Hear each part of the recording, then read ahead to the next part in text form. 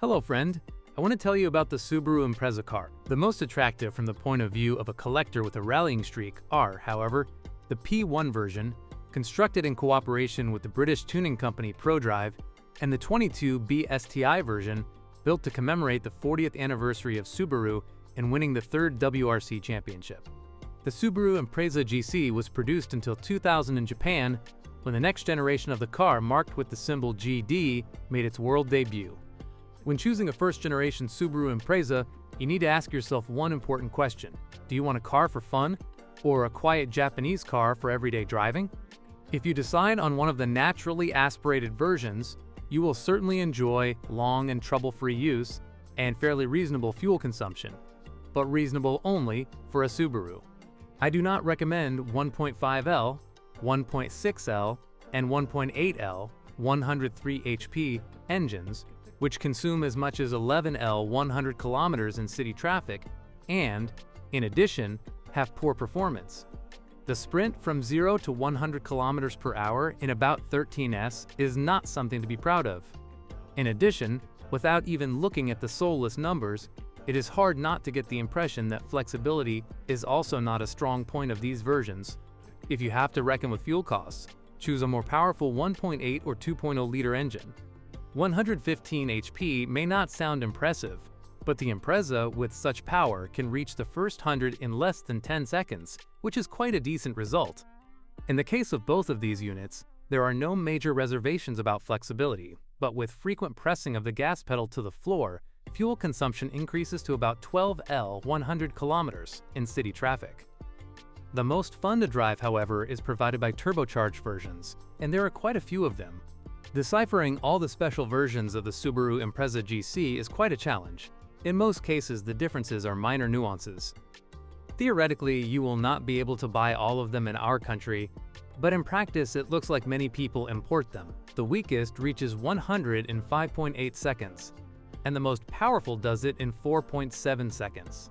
Moving through crowded city streets without the slightest effort, you will burn 13.5 L, lash 100 kilometers. Top versions and those tuned up can use even from 20 to over 25 L lash 100 kilometers in such conditions. It all depends on the tuner's imagination and the driver's drive. Unfortunately, operating units equipped with a turbocharger can sometimes be troublesome, especially if you decide to buy a car with major modifications.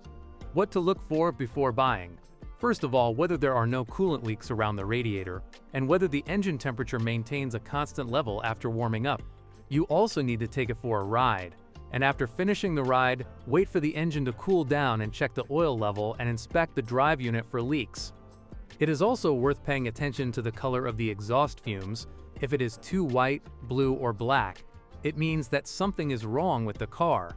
For peace of mind, you can also go to a mechanic and check the compression pressure. After purchasing a used model, you may experience problems such as a seized turbocharger, increased oil consumption, damage to the connecting rod bearings, or a cracked head gasket. Interestingly, the weaker versions of the station wagon are equipped with a reduction gear that somewhat compensates for the lack of power in difficult conditions. In versions with a 5-speed manual gearbox, the drive is distributed between the axles using a central differential and a viscous clutch, and in Imprezas with a 4-speed automatic via a multiplate clutch. The top versions have DCCD driver's control center differential and active central differential. Thanks to this solution, the driver can regulate the distribution of torque between the front and rear axles. The suspension of the Impreza GC has been tuned so that the car holds the road well while guaranteeing quite decent comfort. McPherson struts at the front and a system of independent wishbones at the rear. In more powerful versions, the transmission is also not eternal, and as a result of brutal treatment, synchronizers often fail. The clutch also does not like too aggressive treatment. In the suspension, the most common parts that give in are stabilizer links, shock absorbers, and springs. After all, the car is old and users do not spare it. The steering gear is relatively reliable, but it is worth checking the condition of its fragile seals. However, if you decide on one of the weaker versions, you may feel very disappointed. Unfortunately, the Japanese design also has its drawbacks. Poor equipment, a very tight interior, as well as high prices of some spare parts, and a large number of units after serious accidents or after unprofessional tuning. Thanks for listening to me. Don't forget to subscribe to the channel and rate my video. If you know of any problems with this car that I haven't mentioned, be sure to write about them in the comments.